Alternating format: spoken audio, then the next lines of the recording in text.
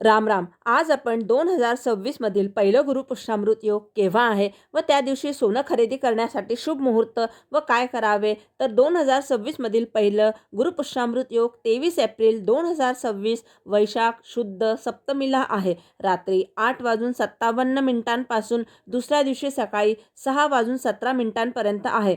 तर सोनं खरेदी करण्यासाठी शुभ मुहूर्त रात्रीच्या प्रहरापासून म्हणजेच रात्री 8:57 गुरुपुष्यामृत योग सुरू होत आहे.